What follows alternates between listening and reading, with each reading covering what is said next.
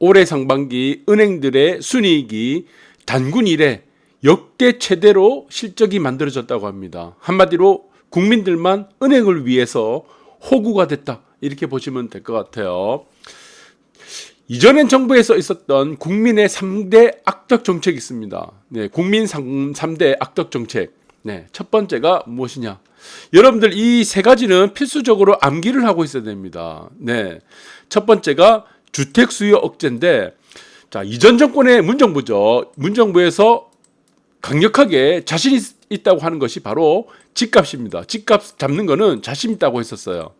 네, 그런데 이 집값이 안 잡히는 겁니다. 그래서 정권 말에 취했던 정책이 바로 고금리 유도 정책입니다. 네, 이거를 잘 모르더라고요, 사람들이. 고금리 유도 정책을 어떻게 했느냐? 일반적으로 우리 금리를 보시면은 대출 금리가 있고 또 여수신입니다. 그래서 예금금리가 있습니다. 이 예금금리와 대출금리의 사이가 이제 나오게 되는 때죠. 이것을 우리가 예대마진이라고 합니다. 예대마진이라고 하는데, 이 예대마진이 우리가 소매금융에서 은행이 수익을 얻는 방법입니다.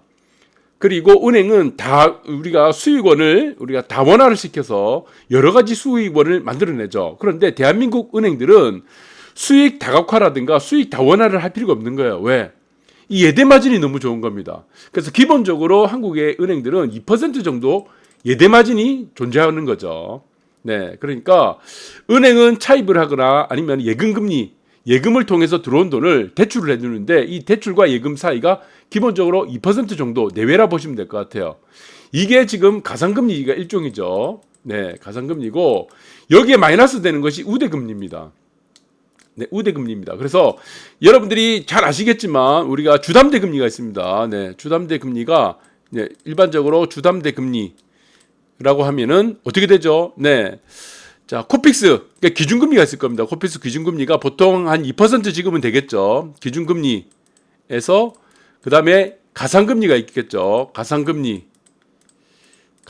있고, 여기서 마이너스 우대금리가 있습니다. 그런데 문재인 정권에서 지금 이제 주택 수요를 억제하기 위해서 이제 정권 말에 고금리를 유도하다 보니까 가상금리를 어떻게 했습니까? 이거를 올리기 시작했다는 겁니다. 네, 지금의 이 가상금리라는 거는 5% 가까이 됩니다. 일반적으로 제가 아까 말씀드린 2% 정도가 돼야 되죠.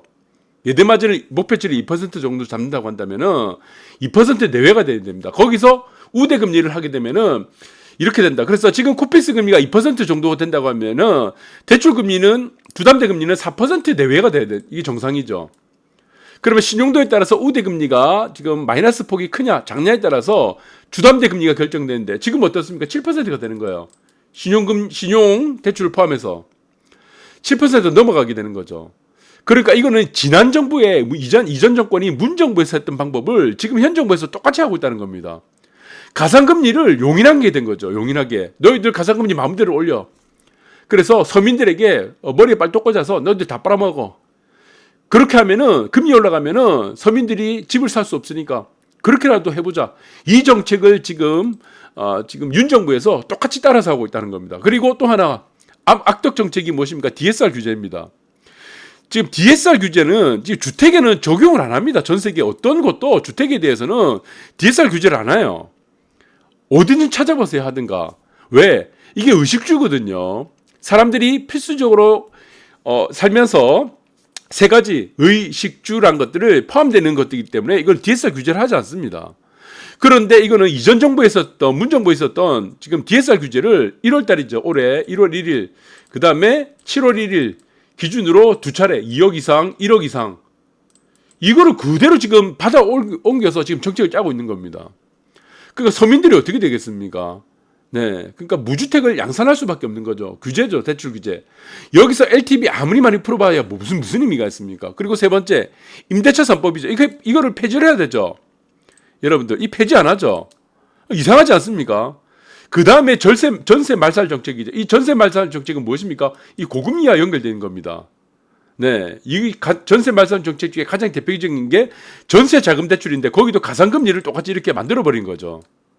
그러니까 이 세 가지에서 모든 공통점이 무엇입니까? 무엇으로 귀결되겠습니까? 금리로 귀결된다는 겁니다. 금리. 그러니까 이렇게 은행에서는 이익을 부풀릴 수 있도록 더 많은 이익을 창출할 수 있도록 정부에서 앞장서서 이거를 마련해 줬다는 겁니다. 이 마련해 준 거를 이전 정권에서 그럼 정권이 바뀌었잖아요. 그러면은 다시 이거를 바뀌어야 되는데 그대로 유지하고 있다는 겁니다. 그래서 이거는 저는 의구심이 굉장히 많이 든다는 거죠. 왜 DSR 규제를 그대로 합니까? 그리고 서민들을 지금 압박하는 고금리, 가상금리 장사죠. 이거 은행들의 가상금리 장사입니다. 이걸 왜 계속 놔두고 있습니까? 임대차선법 왜 폐지를 안 합니까? 전세 말살 정책인 지금 전세 자금 대출에다가 가상금리를 플러스 5% 얹어버렸죠. 그거 이상하다는 겁니다. 그래서 여러분들이 의구심을 자꾸 가져야 되는데 저는 그렇게 생각해요. 근본이 잡하기 때문에 이거를 연장해서 한다. 이렇게밖에 생각이 되지 않습니다. 그래서 올해 상반기 보시면은 은행들이 보시면은 국민은행 당군 이래. 이 고려시대 때도 이런 게 없었어요. 당군 이래. 최대입니다. 최대. 반기 기준으로 사상 최대예요. 자, 여러분들이 예대 맞이는 일정 부분 정해져 있습니다. 그런데 가상금리도 대부분 보시 정해져 있는데 어떻게 이런 일이 벌어집니까? 예전에는 기준금리가 2%대 인 적이 없었나요? 있었죠. 많이 있었죠. 기준금리 지금 뭐 2.25%도 이거 굉장히 저립니다. 굉장히 저금리예요, 사실은. 그런데도 이렇게 만들어내고, 그리고 고금리에 은행 웃는다. 신한금융그룹도 지금 신한은행입니다. 역대 최대입니다. 역대란 거는 이만큼 실적을 만들어낸 적이 없다는 겁니다. 국민은행, 신한은행 보십시오. 저 보시면은 자, 여기서 뚜렷하게 나옵니다. 2021년 4분기죠. 그리고 2021년 1분기, 2분기를 보시면은 엄청나게 늘었습니다. 여기서 사이에서 나타났던 변화가 무엇입니까? 문정부에서 행했던 가상금리 장사를 해란 겁니다. 가상금리 장사를 용인을 해버렸습니다. 은행에, 시중은행에. 그러니까 은행을 보시면은 여러분들이 두 가지 있습니다. 은행은 시중은행이 있습니다. 시중은행. 시중은행이 있죠. 그리고 지방은행이 두 가지가 있습니다. 지방은행. 자, 그래서 이거를 하나로 은행이라고 그러는데, 자, 지방은행은 뭐 부산은행 이런 것이 되겠죠. 그리고 뭐 전북은행 뭐 이런 것이 이제 지방은행인데, 시중은행과 지방은행에 지금 정권 말에 가상금리를 해라. 그래서 가상금리를 통해서 주택을 억제하기 위해서 막판에 뭔가를 공과를 하나 만들어야 되니까 공적을 만들어야 되는데 공적일죠. 그것을 막 해서 집값을 의도적으로 떨어뜨리기 위해서 이렇게 가상금리 장사를 했던 겁니다. 그러니까 은행들은 어떻습니까? 수익이 기하급수적으로 올라갈 수밖에 없는 거죠. 수익이 보시면 몇 배 올랐습니까? 한 4배 올랐네요. 4배. 한 3배 올랐네요. 자, 이 돈들은 누구 돈이죠? 서민들 돈입니다. 그리고 우리 금융도 보시면은 역대 최대예요. 당군 이래. 이렇게 돈을 많이 번 적이 없는 겁니다. 상반기 보시면은 1조 7천억. 지금 국민신한은행 보시면은 마찬가지죠. 국민은행 2조 7,500억. 2조입니다. 2조 7천억이 3조 원이다 겁니다. 그것도 반기예요, 반기. 1년이 통틀어서 아니고. 우리금융도 마찬가지고, 신한도 마찬가지고, 그리고 기업은행도 1조 원이 넘어간 적이 없습니다. 상반기예요. 1년이 아니고. 회계년도에서 지금 1년 회계년도가 아니고 1조 2천억, 1조 원이 넘어간 적이 없는데 역대 또 최대입니다. 자, 이 돈들이 무엇이다? 가상금리 장사라는 겁니다. 2%가 내외야 돼야 되는데 5%가 넘어가게 정부에서 유인해 준 거를 지금 문정권에서 유인했던 거를 지금의 윤 정권도 똑같이 이렇게 하고 있다는 겁니다. 국민들은 지금 의아할 수밖에 없다는 겁니다. 이자 장사 더 톡톡히 봤다는 겁니다. 그래서 4대 금융사 상반기 순이익이 무려 9조 원이란 거죠. 자, 이 돈은 전부 다 서민들 돈입니다. 서민들. 자, 그러면은 우리가 금융감독원이 있습니다. 금융감독원. 여러분들 잘 아실 거예요. 금융감독원. 금융감독원에는 3개가 있죠. 은행감독원, 그 다음에 보시면은 증권감독원, 그 다음에 보험감독원이 있습니다. 이 3가지가 있습니다. 그러면 은행감독원은 어떻습니까? 은행에 감독을 하는데 왜 감독을 합니까? 은행이란 거는 그냥 단순한 사기업이 아닙니다. 공공성을 갖고 있습니다. 이게 공공성. 어때요? 왜 공공성을 갖고 있습니까? 정부에서 지분을 갖고 있거든요. 정부에서. 사실은 반은 정부가 갖고 있는 겁니다. 정부가 주인이에요. 그래서 은행 산업을 공공산업이라고 그런 겁니다. 그래서 정부에서 통제를 한다는 얘기죠.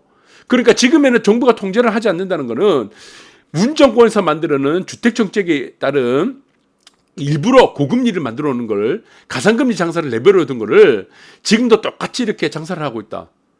그러니까 서민들은 이제 죽어난다. 이렇게 보시면 될 것 같아요. 그래서 은행 또 역대 실적 최대, 계속 실적이 최대입니다.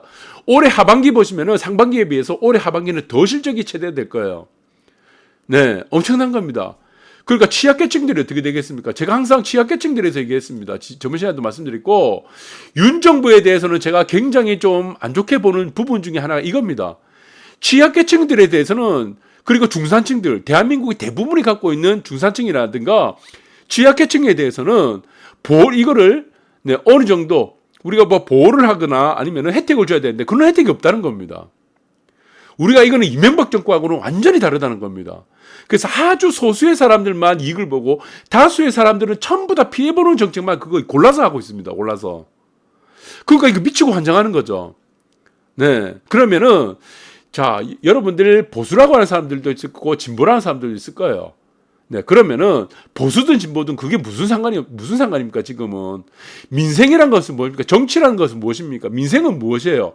먹고 사는 문제입니다. 먹고 사는 문제가 되고 나서 뭐 뭔가를 어떻게 뭐 정치적 신념이라든가 이데올로기라든가 그런 걸 따져야죠. 전혀 아무것도 안 돼 있잖아. 그래서 저는 이런 부분들을 잘 해달라고, 네. 저는 뭐 보수 쪽에 한 사람이지만 이런 거를 잘해달라고 지금 지적을 하는 겁니다. 그럼 뭔가 제 방송을 보고 정부에서 뭔가 바뀌어야 되죠. 그렇게 제가 뭐라고 했습니까? 금리 올려서는 안 된다. 그리고 조정지역, 규제지역, 투기지역, 투기과일지역 다 풀으라고 했죠. 국민들 다 죽습니다. 이러다가. 네, 그래서 시세가 하락하는 건 어쩔 수 없다고 하더라도 똘똘이 한 채로 가는 건 어쩔 수 없더라도 주거 이전의 자유는 만들어라는 겁니다. 그래서 지금 가장 심각한 문제가 또 나오는 겁니다. 기존에 보시면은 지금 여기서는 전세죠. 전세 이자가 140만 원 되고 월세가 이제 월세가 이제 100만 원 되니까 140만 원보다는 100만 원이 낮기 때문에 네, 월세를 다 살고 있다는 겁니다. 이제는.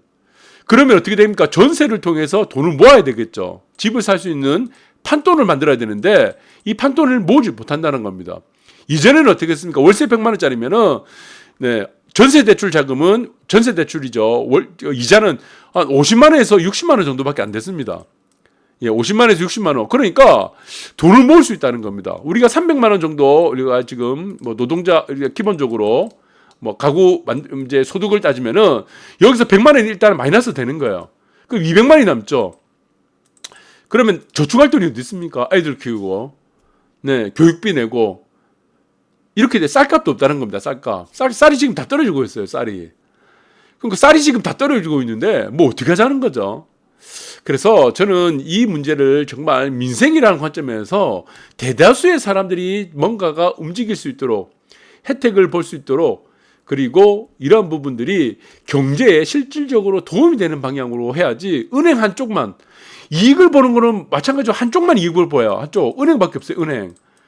산업들을 보시면은 여러 가지 업황도 있겠지만 여러 가지 산업들도 많을 거예요. 자동차 산업도 있고 전기전자 산업도 있을 거고, 네, 건축 쪽, 뭐 건설 쪽도 있을 거고 많잖아요.